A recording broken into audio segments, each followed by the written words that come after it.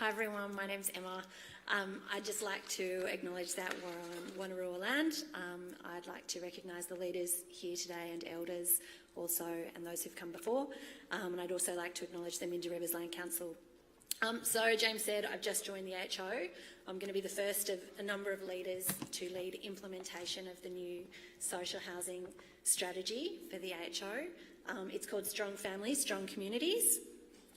I've got my colleague Marjorie Anderson here with me because she's the one with a lot of the knowledge, and I'm sure will be able to help us answer questions after this. So the strategy's new, and it's a new way, I guess, of doing business with Aboriginal people for government. What's really unique about it is, I guess, the first things we're going out to do is listening. We're in a number of communities between now and Christmas. We've just been in Dubbo and Moree, and we're asking people to tell us their housing story to help inform what we do over the next couple of years of the strategy. That then forms the foundation for what we do for the remainder of it. It's a 10-year strategy, and at the moment we're looking at the first 4 years of what we do and how we do it with community. The next couple of weeks we're going to be in Tamworth, then in Nowra, and then in Penrith. So we'd really invite you to have your say, and also to invite your tenants to do the same. I'll put up the contact details for that later. The next thing we're going to be doing is, once we hear from everybody about what they want, we're going to be working next year on what those findings are and co-designing with the community what the response will be. There's a couple of elements to what that will look like. The couple of things we're going to be doing is trying to look at how we can change the experience people have when they access government. We'll be running 2 client experience improvement projects. The other thing we'll be doing is setting up a leading community demonstration project. It'll be a service with the HO and 1 other government department, and probably some referral partners. We don't know what it will be because we're genuinely trying to listen first and design after. But next year it's going to be a really creative time and a really great time, I guess, to really put our money where our mouths are to try and do something different. We're going to be continuing to invest in CHIA and ACHIA, especially on the foundation and enabling work to get people up to national registration or local scheme registration. That partnership will continue. And the other thing that we've got to be doing together is around being more data-driven. So we've got to go back to government in 2 years and then at 4 years to prove up how we've done things differently, why that's making a difference, and then what we can build on from there. So they're the kind of main elements of what we're trying to do, and we'll be able to take questions after this.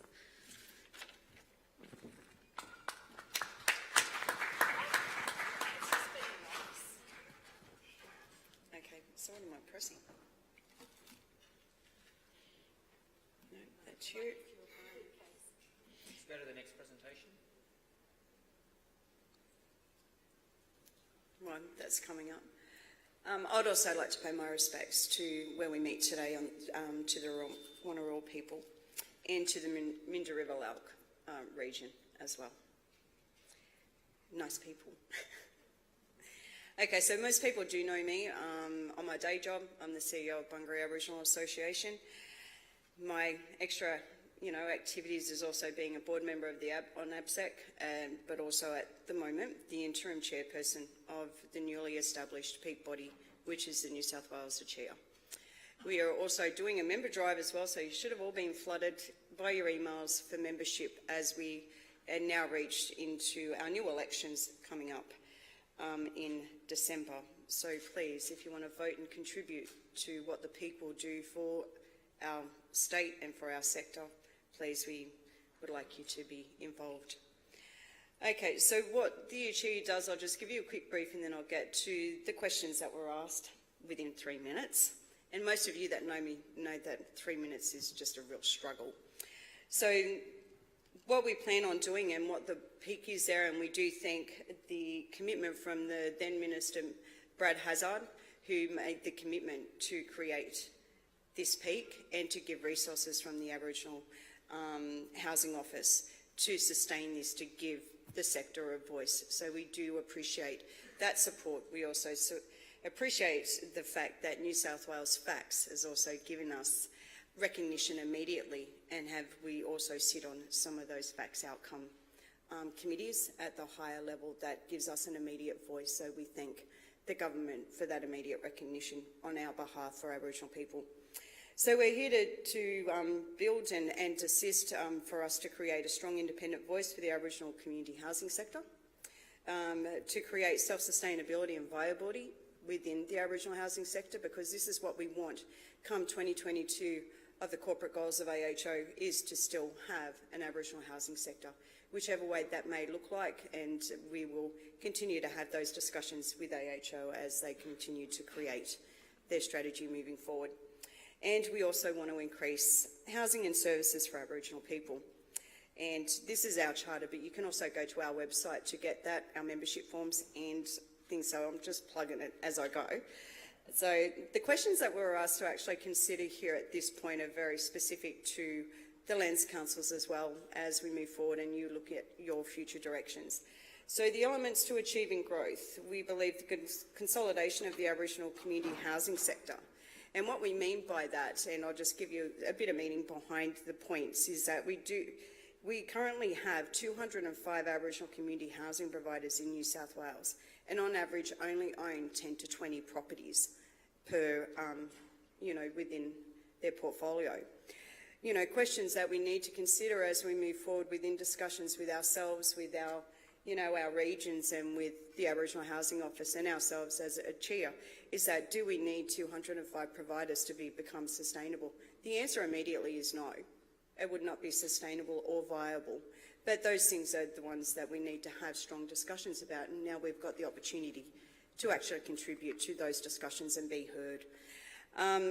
We also need mapping. Mapping needs to be completed taking into consideration the current environment along the supply and demand research, which currently isn't enough. We all know there is currently not enough supply to meet our current demand, and that is one of our priorities, is to start looking at those things. Capacity building, I particularly don't like that word. Everybody has capacity. Everybody has capacity to grow. What we need to be seeking is capability. And do we have the capability? Of course we do. We just need to know what that capability looks like and how do we achieve it. And again, we could do that together. The economies of scale, again, that's those things that we keep going on about, but is also very important, that will create sustainability and viability to any Aboriginal housing sector. Is that providers need economy of scales, more stock to be able to leverage, similar to that of the mainstream community housing sector. The ACHP sector was given a commitment from the AHO in 2015 via the AHO corporate goals to transfer the AHO stock currently managed by Fax Housing. To date, this hasn't happened, and we have since been advised that the AHO's business case to government for this has not been successful. Again, this is where we need to be focused. This is where we need to start having a voice and start making that change. Sorry, I know I've only got 3 minutes. This is important. So self-determination through community control. I'll be really quick. These are the points, and I won't go into the background. We'll get it to you if you're interested. Is recognition, commitment by government. We need that, and that's what we're striving for. The defining and determining our own future, that's up to us, and that's up to us as a people to do that. And expansive service delivery options for Aboriginal communities and organisations, and we're not just talking about housing options here either, as there's major reforms going on within New South Wales and Commonwealth. Improving service quality in the sectors, we need to do and we need to map, and the industry benchmarking or regulation as we move towards the commitments around national regs or the local scheme. And matching resources to service delivery, I think we've all said that before, haven't we? And partnerships, we should never dismiss an opportunity to develop and maintain partnerships, whatever that may look like. So long as it gives you the outcome and the benefit for our people, you should consider it. Thank you.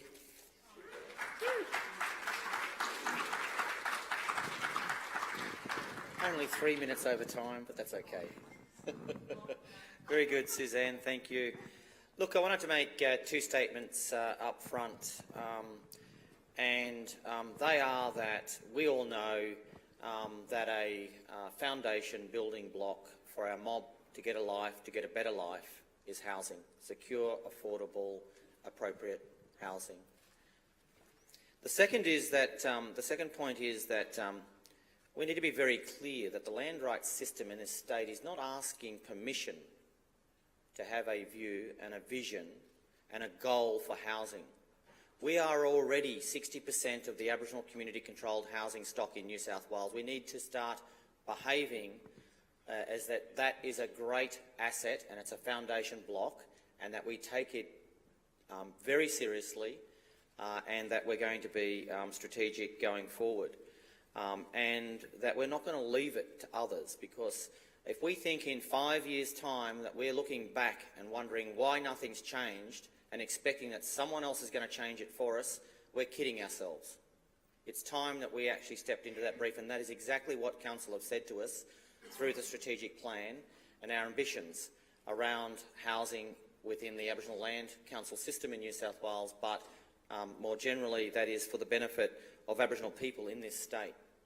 We are already over 60% of the Aboriginal community housing controlled stock, and we need to be housing providers not of last resort but by choice. But we need to be adequately resourced. Our sector has not been resourced to the same extent that the mainstream community housing sector has, to be able to be in the position to start taking advantage of the mainstream stock transfers that are happening already in large numbers across the state from FACS or Housing New South Wales to community housing providers. And if we're not careful, we're going to have a situation where the services already provided by FACS under the MOU with the AHO for property and tenancy management, that service starts to reduce from its already low base, because they're not going to be managing, Housing New South Wales is not going to be managing that mainstream stock. And if we're not careful, the only stock that they're going to have is the AHO stock, somewhere in the order of 5,600 houses, not precise number. So we have 2,600 houses already in the Land Council system we own. But that's not enough. I know that some of you that I've been to regional forums, and I probably provocatively stood in front of you as the new CEO of only a few weeks getting out there and said, what do we, our members, our people are one of our great assets. What do we do for them as a Land Council system? And there's a bit of silence, and within a couple of minutes, someone bravely said, housing. And I said, we do some housing. We don't do housing, we do some housing. 2,600 houses is nowhere near what we need to be able to do for our people. In fact, the AHO study itself on supply and demand and the modelling they've done in 2017, so only a year ago, and I think these are conservative figures, said there's a shortage of over 10,000 dwellings. We need 10,000 houses for our people right now. And they're the people that are in very high need and are under stress. But by 2031, which is not that far away, that will grow to around 30,000. So this is not something that the government can sit on its hands and wait and think that we don't have the answers within our community. We are not needing to ask permission to be in this area. And that's the simple reality, I guess, and challenge of being a severely under-resourced sector. So NSWALC's ambition is to be a Tier 1 housing provider at scale.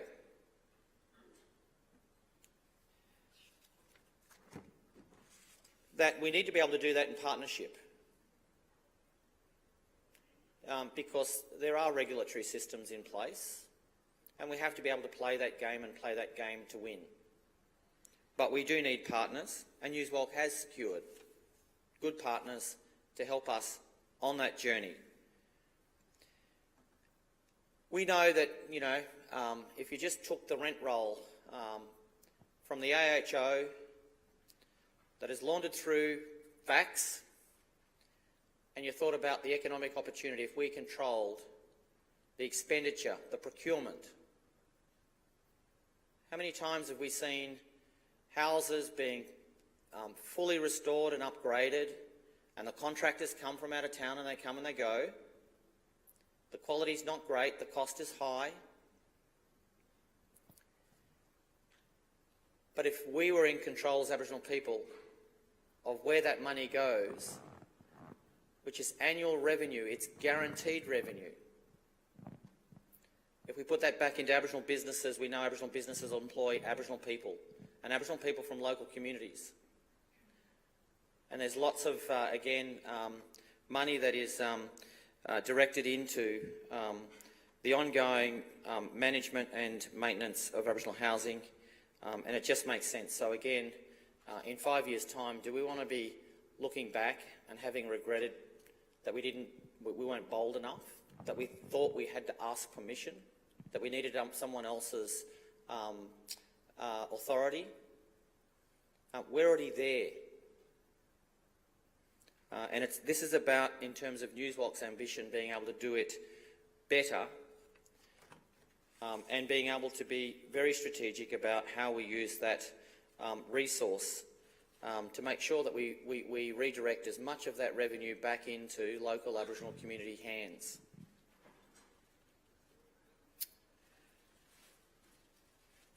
So we know also that in terms of local Aboriginal land councils, and we're still yet to convince government of this very simple fact that local Aboriginal land councils are in many cases the last standing Aboriginal community controlled organisation with its doors open. Why is that? Because funding programs have come and gone. But we know that when that door pushes open and a community member comes through the door at a LALC, you're everything. And then you're nothing when you can't actually respond to those needs that people have, including massively for housing. And housing is that building block before we can start thinking about how do we get our lives in order, how do we make sure that kids are well educated, that they finish school, that if they're going to go to university, they can go to university, or they go into pre-employment and employment. If they don't have stable housing, they just simply, there's no doubt about this, they just can't start thinking about how to get their lives in order.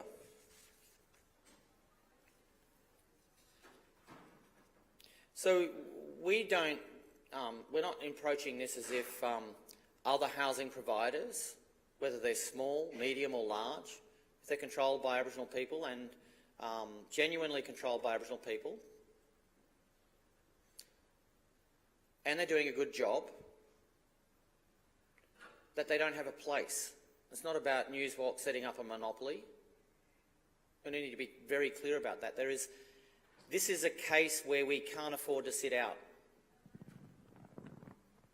No one can afford to sit this out, and NSWALC can't afford to sit it out. But we do need to be able to work with those different housing providers, including some local Aboriginal land councils. I think Coonamble, Councillor Dennis is a good example, where they are doing a pretty good job at managing their own properties and tenancies. And there's no reason that they can't continue to do that.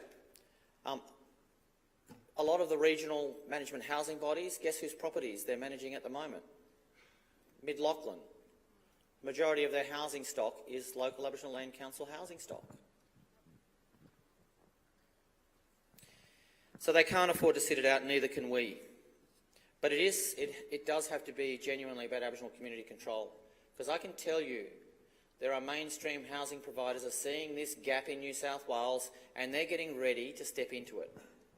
And they're setting up organisations, subsidiaries, that look like they are Aboriginal community controlled and are appointed, selectively appointing their board members, governance and so forth. They're not elected by the community, like our local Aboriginal Land Council board members are and accountable to the local community, like our 9-member council.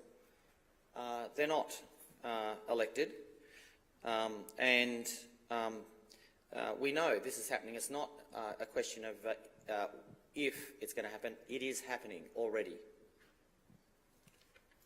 But the point I want to make is that this is about giving our people choice, a genuine choice, and a better choice. And we need to create that tension within the Aboriginal housing sector. And it's a healthy tension. People will disagree with NSWALC taking this direction. And already we've heard there are some of those disagreements about where NSWALC should be. But I want to make the point, we are not asking for permission or authority. We are already there. So I hope that the next couple of minutes where we can ask questions, can we make the questions because of the time? And I've given us a few more. Can we put another 10 minutes on the clock? We've got 10 minutes for questions.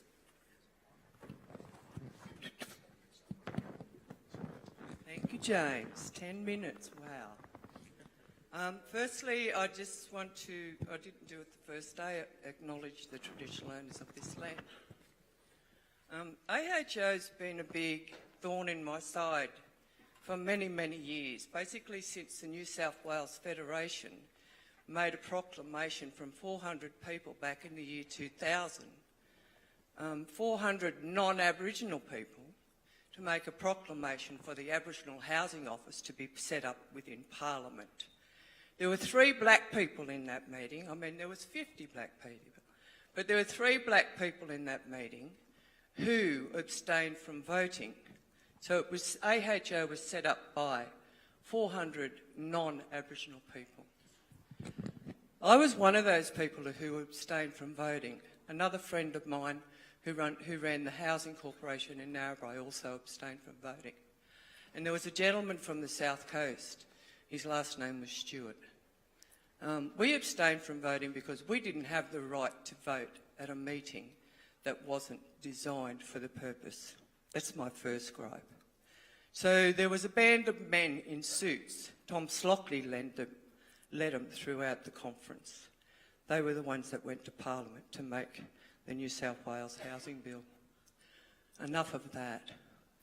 In relation to the question you asked, James, about 10,000 stock short, AHO do not replace houses that are burnt down, destroyed within the housing system, the FAXIA system within New South Wales. We have a prime example. We have had one AHO home that was burnt down. It's never been replaced. The land's still there. Maybe I should go and claim it. The other thing that happened throughout the system is that the labels for Aboriginal housing homes within your community were often changed by Department of Housing because there was a need to provide bigger housing to white families and don't provide for Aboriginal families. So we lost a lot of tags within our communities. And it's sad to see. Some people are still living in the same houses they lived in the last 30 years. It's like we as Aboriginal people. I'm one of the lucky land councils within New South Wales. We manage our housing under New South Wales Aboriginal Land Council because I refuse to do PARs and I refuse to do other programs. And I took a stand for the housing that we own. I think some state land council people, sit down, James, some state land council people were a bit wary about who was going to come and make a decision that I hand my houses to head lease. Head lease is a big problem for Aboriginal communities. There's some people out there from land councils who have handed their houses under head lease.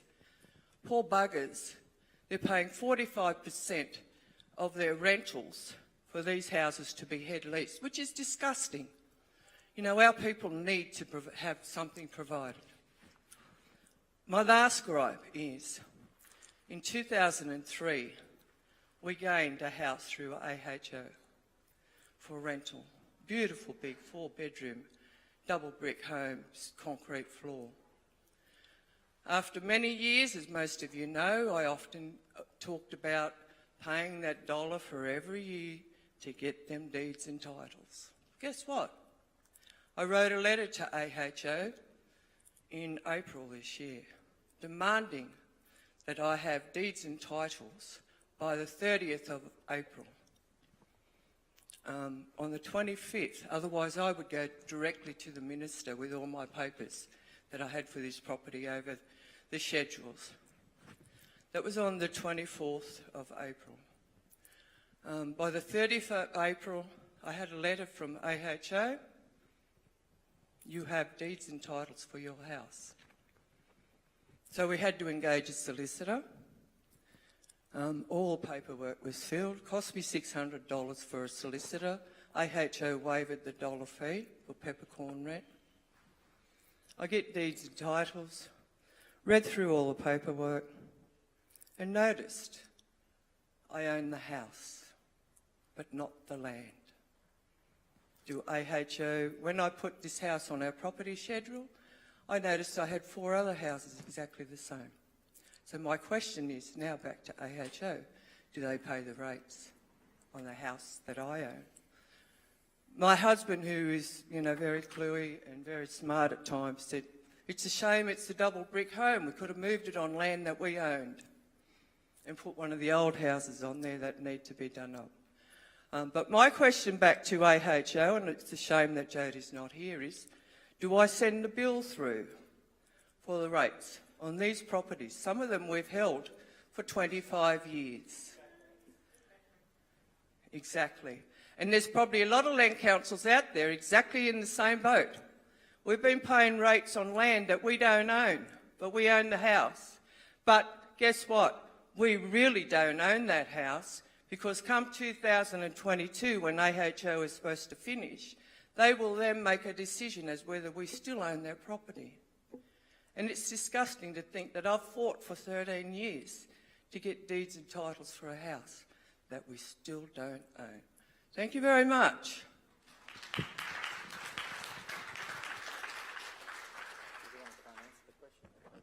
I genuinely don't know the answer. I'm really sorry. We can certainly take it on notice and come back via NSWALC. Okay. Well, we have, like other questions, agreed that if our guests can't answer the question, that we'll seek a follow-up answer and share that with the network. Noel, and you got a question? I do have a question, but I also got a couple of things I'd like to say. And the first one is that NSWALC shouldn't have to be setting up a Tier 1 housing provider. I mean, like, the fact that they are is not a bad thing, but they shouldn't have to. This is a government responsibility, and it is government policy that is the problem, not the fact that we don't have a Tier 1 housing provider in Aboriginal services. My question is again to AHO. Emma, you mentioned data collection, yet when we want information from AHO, we have to fill out an FOI, which costs money, and then AHO will put it through their lawyers. If it's a difficult question they don't want to answer, they will fob us off and say, oh, no, we can't give it. And then this is information we are entitled to by law. And they say, well, like, we're going to charge you $30 an hour for photocopying and all this sort of stuff. Why is it that AHO expect ACHPs to give them information and not have to pay for it? The next question that I have as well is that why is it that AHO feel that they do not have to respect a funding agreement that they have signed and transfer properties, or that they can use that, the handing over of those deeds as a mechanism to force land councils and other ACHPs into signing new funding agreements that support and benefit AHO to the detriment of those Laut communities? Thank you. An example? Yeah. Okay. So I have an ACHP fund, or sorry, a HACCP funding agreement for 4 properties, or I have 2 agreements for 4 properties. AHO is saying that unless we sign a new agreement, they will not transfer the properties. The only thing we need to sign is a purposes deed. That is one that protects the Section 21 interest on the property's deed. Anything else that's in the old funding agreement is in the old funding agreement. AHO is saying unless we sign a new agreement, they won't transfer the properties. So,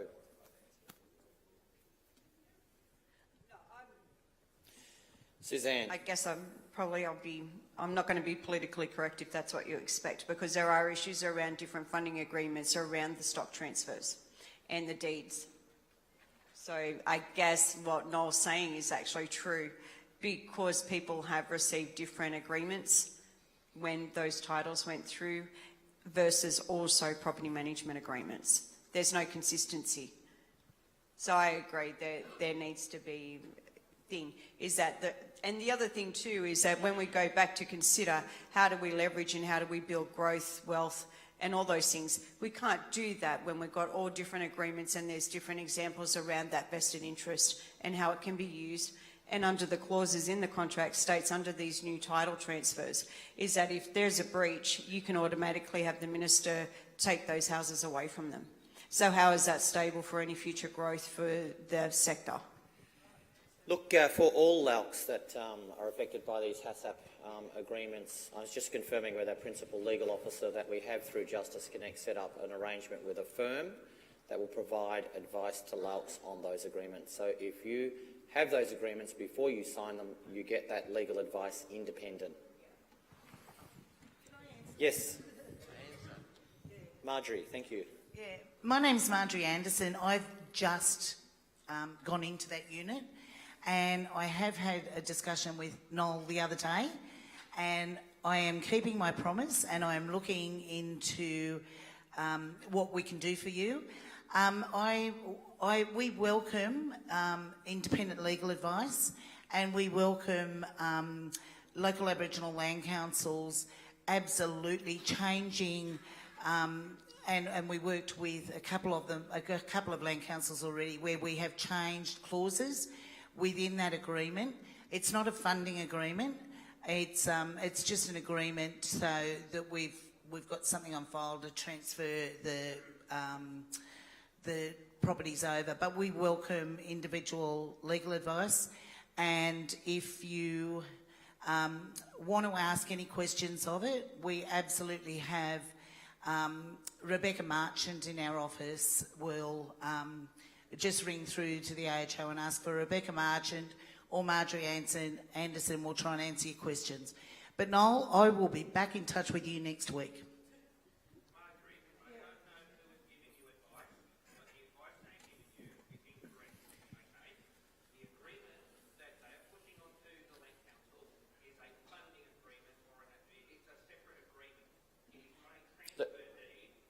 It's still not a funding agreement, Noel. We're not attaching funding to it. It has a property value, so it is a funding agreement. It's an agreement about receiving something in return for something. It's not transferring those properties to a So I'm going to cut it there because we don't get the exchange like this at conference. So thanks, Noel. Thanks, Marjorie.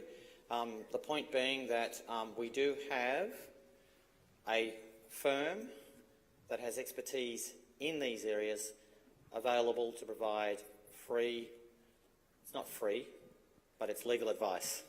So if you want to know any of the details, Anna, can you stand? Most people know Anna. By all means approach Anna, but do not sign anything without seeking that advice. It's very hard to unwind it if that's the case.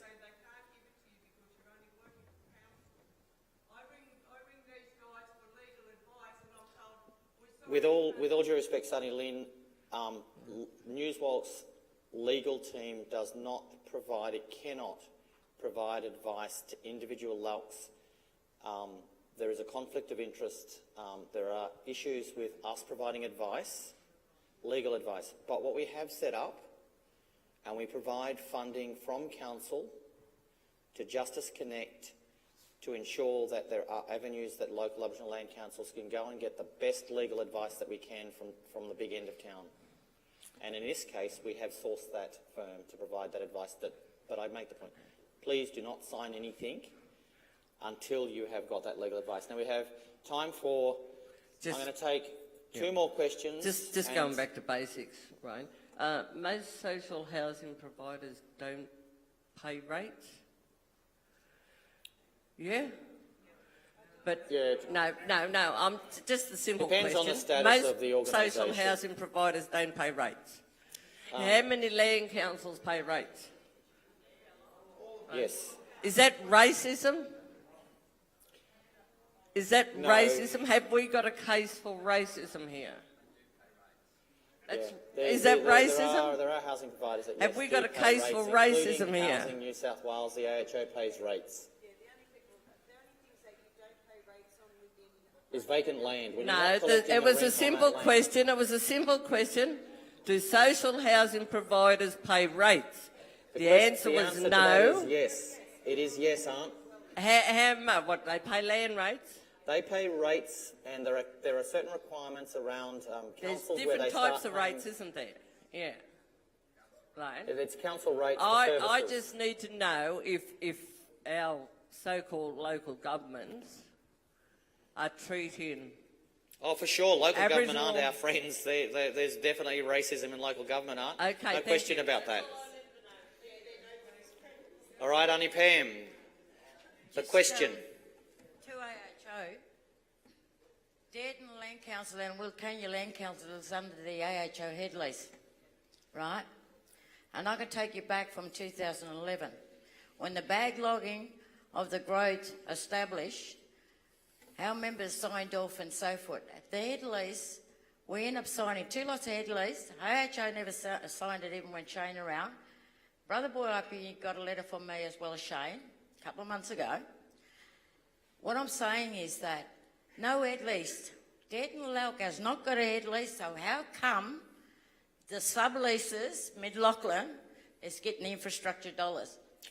So the thing is that if we're looking at the next 2 phases, right, we have not got a working document, especially under the 7.2.2 of the clause, under the agreement, we've got no outcome. Now, if we're talking about reporting back to the LALC from AHO, we're not even getting that on a 6-monthly basis under the 7.2.2.2, right, of the clause. So if we're looking at a rental income, we don't even know, like I got 49 stock, right? So that 49 stock, then of the rental income, is actually not coming back to the board, so they can see that there is an income coming. And also is that when the 2 years of the phase is up, we've got 2 properties that's damaged. No insurance claims has been made on those 2 properties on the reserve. They're all boarded up, so we're back to square one in Western region around boarding up buildings or putting up steel frames or whatever, you know. So what I'm saying to you, we need agreement in place around the terms and reference and within those clauses what we want. Because at the moment we're getting no outcome. We're getting damages houses. So after the phase of 2 years, who's going to fix up them 2 properties? I'm getting back to Lynn's point So, too. Auntie Pam, there is part of that discussion I'm happy to have, to go with you to have that conversation as a side discussion with the AHO. I think the main point, and correct me if I'm wrong just by giving me a nod or a smile, is that the reporting that the regional management bodies have in place with the AHO needs to improve, and particularly around the performance. That's right, and the around- reporting back to local Aboriginal land councils. And- I think that's a general theme that we have been raising And with the AHO. Another thing So- is around the low income, right, All of right. people. Now, So, Auntie Pam, the rental standards, sorry, let me finish. AHO rental standards, right? Some of our people are living in these properties. The properties are not fixed around the infrastructure dollars, around $1,595 on each property. Another thing, let me finish, Jane, please. I need to get it off my chest. And the thing is that those rentals, now why are we going under the standards of AHO for rental standards when we got kids that's living off $50 so a Auntie fortnight? Pam, we could be here all day. We know housing. I And know I know housing, that this and is I a know- really passionate issue for everyone. So I'm offering to have that side meeting with you, with the AHO and a chair, while they're here, our guests. But if I don't give other people the chance to ask questions, Nathan, you got a question? You on? Next conference, is it possibility, James, Yep. that members can have a floor sometime around some of the issues within their louts? Some members have had the floor.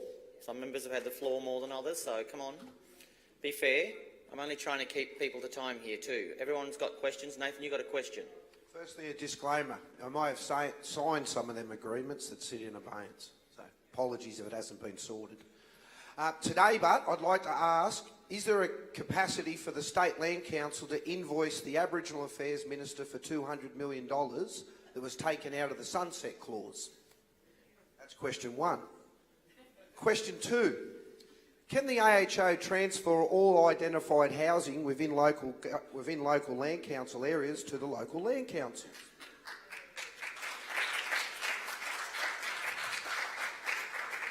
And then number three, where do we look at new supply?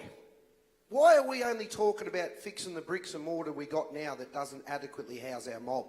We need new supply. New supply is dire. We're not exactly decreasing in birth rates, I'd just say quietly. And then the last point is to ask, could we look at culturally appropriate housing like kinship housing, where you put a ceiling on rent and you only recover what the cost is? There's no need to make a profit off housing, so that we can actually have kinship of our elders living with their grandkids, helping out the parents so they can go out and work without putting us all in poverty and having free rental houses within one family where you've got grandparents, parents and kids who are all being forced to move out and rent houses and putting themselves into dire positions of poverty. We need acknowledgement. We're kinship. We should be living with our grandparents. Our grandparents should not be forced out into aged care, and nor should our kids be forced out of our houses because they turn 18 and then they become a liability to them. Thanks.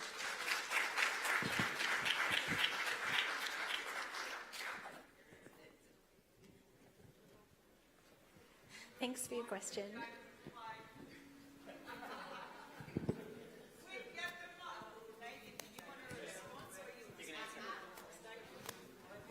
I'm going to manage up on the first question that Nathan asked and ask the chairman to respond. And you watching me will bounce it straight back to me. You're going to invoice the government.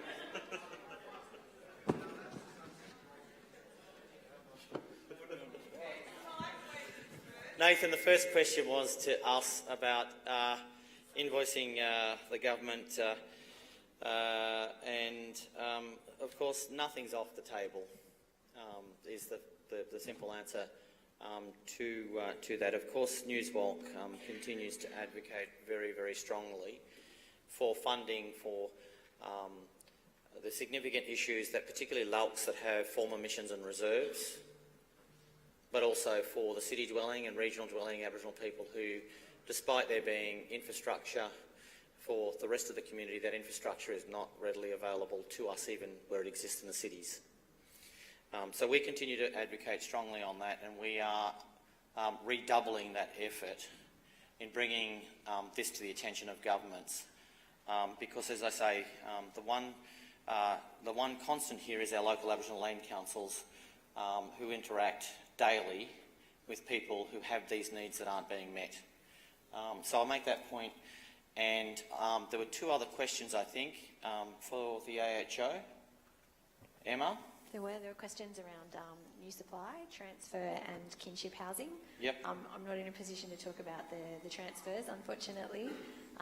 In terms of new supply, one of the very persuasive things or persuasive arguments that was made around helping us get the new Aboriginal social housing strategy was the demand analysis that we did in the forecasting, and as James mentioned in his intro about those numbers, we took a potential population view based on income, whereas typically planning happens based on how many people are on the waiting list.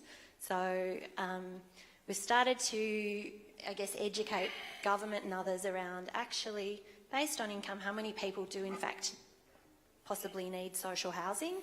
And so that's the start of a very long journey in how do you start to plan to fund it, where should the housing go, what should it look like. And in terms of the kinship housing comment, similarly, we're actually going through an exercise over the next 6 or 8 months with the AHO to go and look at what are our houses, where are they, what's the nature of them, but also what characteristics do they have that are good for families and that families value. And is it screen doors, is it outdoor areas, is it opportunities to move around different bedrooms? So how can our houses better meet families' needs? And we're really interested in the kind of tell us your housing story, listen and yarn engagement to really hear about what would make housing better fit kinship models and kinship relationships. So I really invite you to have your say about that. Yeah. So I guess put a little differently, and I expect that this is really the key question, and maybe it's one that Marjorie can have a go at answering, is firstly whether the AHO, and the answer to this is not new, but I think it's worth just reconfirming where the AHO policy and its advice to government sits. Does the AHO support a strong and viable Aboriginal community-controlled housing sector? In relation to the transfer of stock strategy, we appreciate that you can't be drawn on that because there's been nothing agreed by government. But in the absence of that, I guess we would like to know whether or not the principle is that stock should transfer not just in management but in ownership to Aboriginal community control. And you may not be able to be drawn on the specifics of that, but Marjorie? I can't be drawn on that. Yeah. The first question around a strong... Absolutely, we're committed to a strong Aboriginal housing sector. Yep. And that's the reason why we're looking at Aboriginal registration.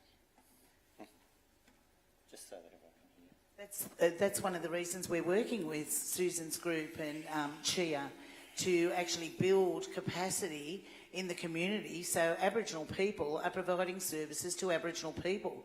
And one of the things that we're talking about with the new strategy is what other services do tenants require as well?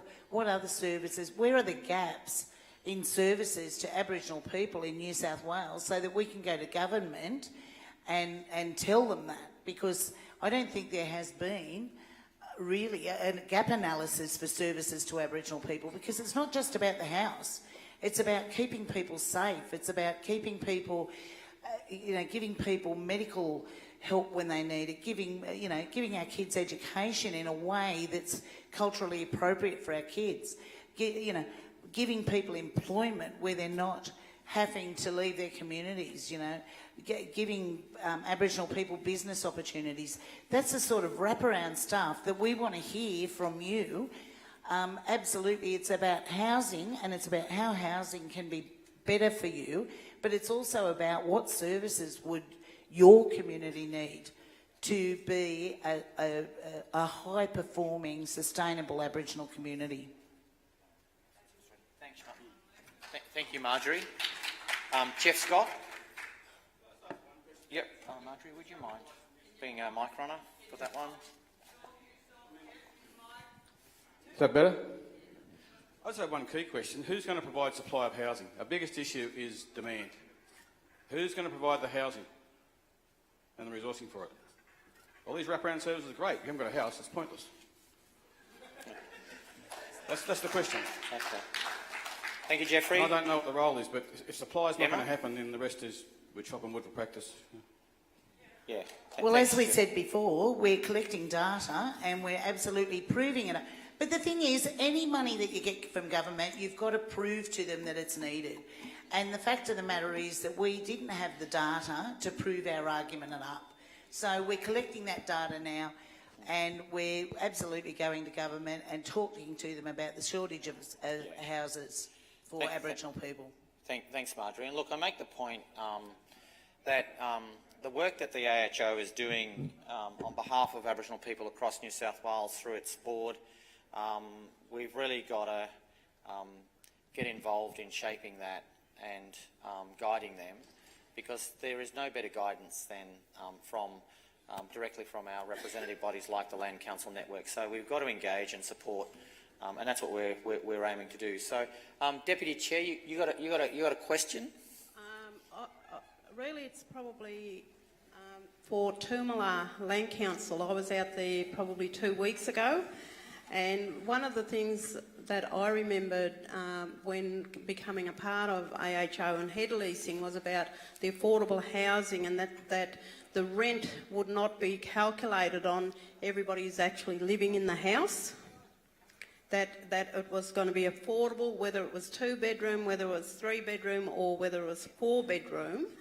But all the tenants out at Toomala on the 15th of October received a letter from Many Rivers Regional Housing, and they've actually requested that they have copy of all rental income from Centrelink for every tenant, every person over the age of 18 living in that house. Now, again, we're penalising, the most needy communities, and, that was one of the things that came up as a councillor, probably supporting LALC's to head lease, that, that the rent would not go through the roof for people living on missions and reserves, yet every tenant has received this. And I've actually taken a copy of the letter so that I can raise it. Can I just answer, from Bungaree, because, we've been nationally regged now for over 3 years, is that under the laws and under registration, which is class 2, is that you're actually required annually to receive income details from each property. Now, what they should probably be asking is how are they calculating it under the build and grow rent as they're supposed to through the head lease arrangement, where our ones are different because we've got head lease for Karua, but all our properties are either ours or AHO. So there's the AHO calculator versus the, that sort of thing. But I guess under registration as a housing provider, we're actually required to gain all income per property per person that's in there over the age of 18. And probably, that may be required, but it'd be interesting to see how much the rent actually increases, and a little bit of consultation and communication with the Land Council at Toomala. It's got an active Land Council there, and members need to be informed. So they're under head lease? Yes. So it should be the build and grow rent calculator, which is the AHO calculator. So but again, there are mechanisms there to talk with community, and we need to, to do that. All right, thank you, Deputy. I have a concern with this, with what... My concern is that the way how Aboriginal housing is controlled and defined is impacting on the cultural, on the lives of our people, how they choose to live, who they choose to live with, is all going to be defined by what she just said, So, if you got 5 people living in your house, 25% of the, is it 25% of the tenants? 15% of everybody after that. So you could average around $500 a week for one of these houses, right? So this impacts on the way Aboriginal people live. And it controls the way they live. So it's an attack on our cultural identity. Like, I got a house, my door's open, you can come and stay with me for 3 months before, is it 3 months? Yeah, I said. Yeah, 3 months before you affect my rent, right? Any time after that, cuz, you got to go, right? Otherwise my rent goes up. It's part of the residential tenancy agreement. Right? So if Joe Blow's got kicked out of his house and he can come and stay with Auntie, he needs to stay with Auntie for 6 months before he finds a place of his own, your rent goes up and down. Or this one just got married and having kids, she got nowhere to stay with her spouse, she comes and stays with Auntie, her rent goes up and down. Oh, sorry, you got to go now, I'm paying too much rent. See how it's defining, impacting on our livelihood, our living, who we choose to have in our homes, not have in our homes, how long people stay. How long they don't stay? They don't pay us. Yeah. They don't pay us for looking after those without homes. Those that are homeless that we bring off the street. Or those who are having a crisis.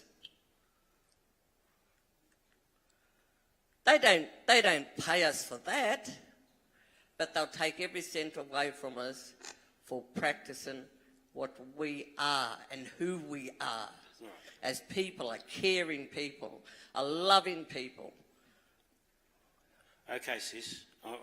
I think that we really got the point.